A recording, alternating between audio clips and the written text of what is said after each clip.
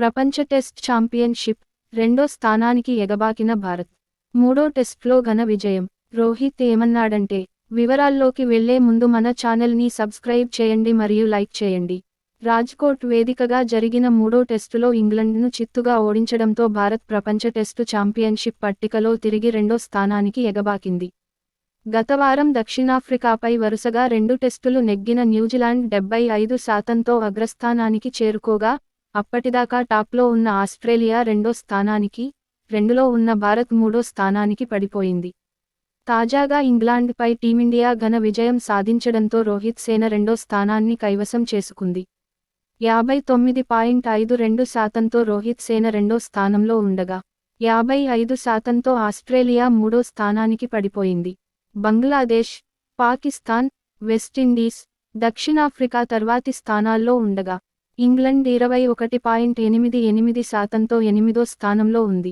మూడో టెస్ట్లో ఘన విజయం. రాజ్కోట్ టెస్టులో టీమిండియా ఘన విజయం సాధించింది. ఇంగ్లాండ్పై ఏకంగా 434 పరుగుల తేడాతో భారీ విజయం సాధించి 5 టెస్టుల సిరీస్లో 2-1తో ఆధిక్యంలోకి దూసుకెళ్లింది.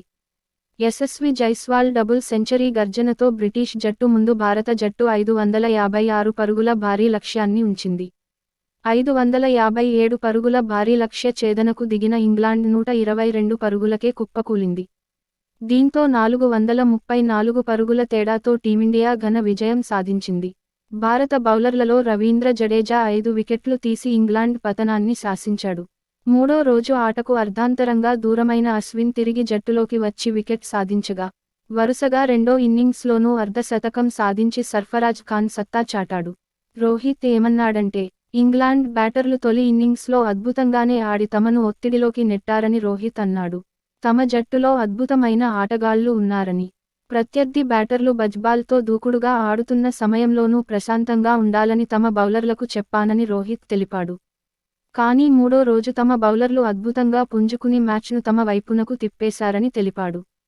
టెస్టు మ్యాచ్ ఆడుతున్నప్పుడు 2-3 రోజులపైనే దృష్టి పెట్టుద్దని, చివరి రోజు వరకు మ్యాచ్ను పొడిగించడం ఎంత ముఖ్యమో అర్థం చేసుకున్నామని హిట్ మ్యాన్ తెలిపాడు.